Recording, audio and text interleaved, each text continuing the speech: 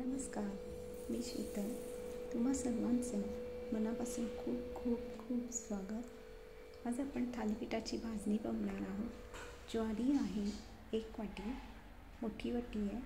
बाजरी आहे 1 वाटी, म्हणजे पाव किलो घेतलं आहे. तांदूळही पाव किलो आहे. डाळ पाव आहे, अर्धा पाव आहे डाळ. त्याच्याहून 1 वाटी उडदाची डाळ घेतली आहे. त्या वाटीपेक्षा कमी घेतलं आहे. मुगाची डाळ घेतली आहे, छोटी वाटी आहे. हिरवी मुगाची डाळ आहे, तीही छोटी वाटी आहे. धणे घेतले आहेत अर्धी वाटी.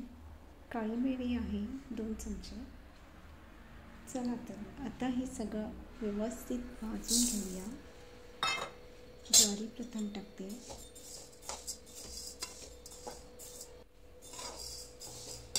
ज्वारी व्यवस्थित भाजून घेऊया. आता बाजरी भाजत आहे. बाजरी भाजत आलेली आहे. काढून घेऊया आपण.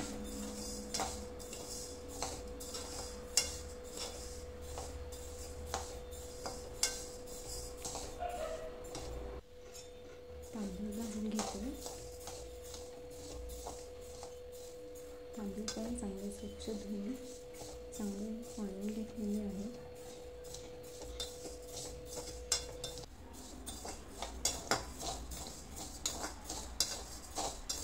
एक कडधान्य भाजताना एक वेगळाच स्वाद येत असतो.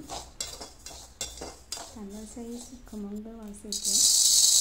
आता डाळ भाजून घेत आहे. चणा डाळ,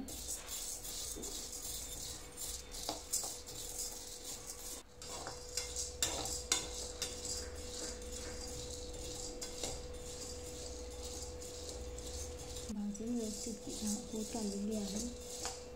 खमंग वास सुटला आहे भाजणीचा. आता उडदाची डाळ भाजून घेते.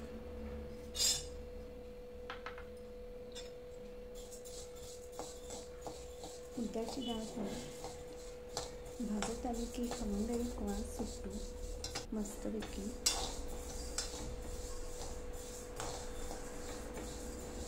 भाजत होत आलेली आहे.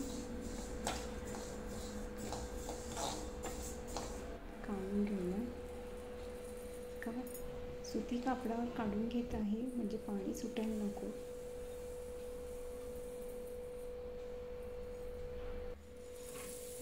चणा डाळ,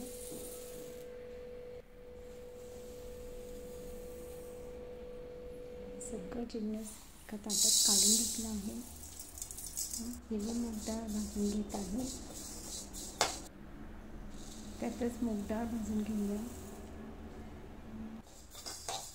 दोन्ही एकत्र भाजून घेतो. धणे भाजून घेते. मिरी पण त्यातच टाकली. एकत्र भाजून घेते. वास सुटला आहे त्याचाही. भाजत आला की एक सुगंध व्यवस्थित वेगळाच येतात धण्याचा. झालं हे सगळं जिन्नस भाजून.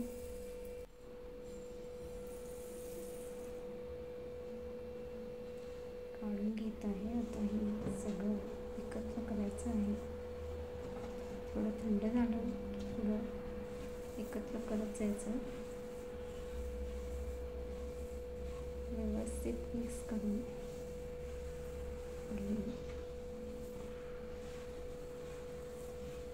सुती कापडावर जर तुम्ही काढलं तर त्याला पाणी सुटत नाही, चिकट होत नाही. ते व्यवस्थित मिक्स होतं. बघा ते कापडालाही चिकटलेलं नाही आहे. सुती कापड घ्यायचं. झालं मिक्स. आता हे दळून पण झालं आहे माझं. जर थालीपीठ करायला घेतलेत मी कधी बनवते असं झालं होतं मला, त्याच्यामुळे मी लवकर काही केली सगळी. थालीपीठ पण एका सुती कापडावर करून घ्यायचं. म्हणजे मस्त उचलायला वगैरे भेटतं ते आणि वळून पण छान येतं.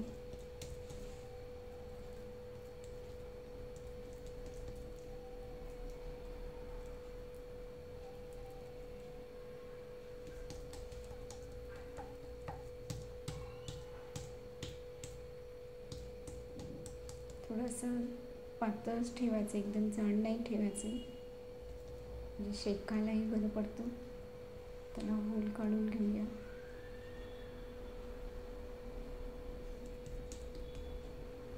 कांदा त्याला एकदम बारीक चिरून घ्यायचा, म्हणजे बरं पडते.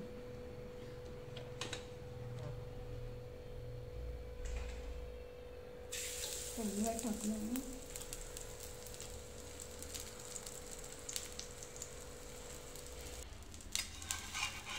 परतून घेऊया. थोडा लालसर रंग आला आहे, असं लाल लाल झालं थोडं की शेकत आलं ते खमंग सुटला थालीपीठाचा.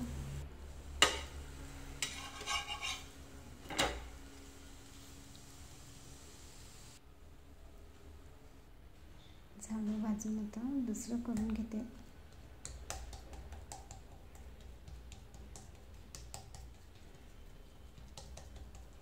एकदम असं पातळ पण नाही करायचं, नाही तर मग थापायला आलं पाहिजे असं बनवायचं.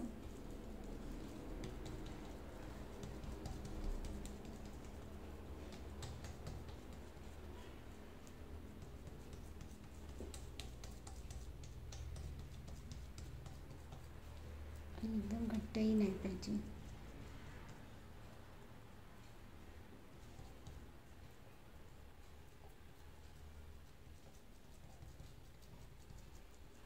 त्याला होल काढून घेऊया.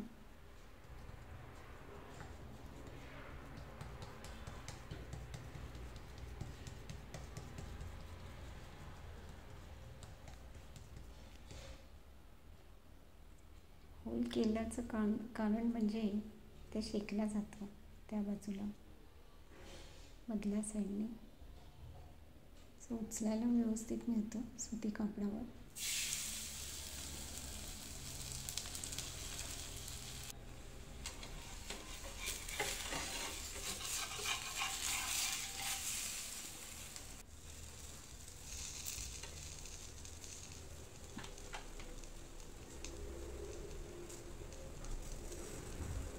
थोडासा रंग आला लालसर, शेकलं जातं ते.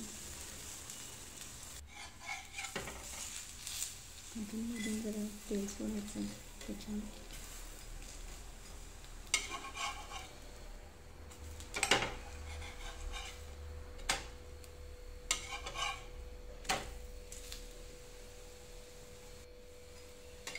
शेकलं नाही आहे पूर्ण, आम्ही त्या बाजूला शेकवून घेतलं आहे.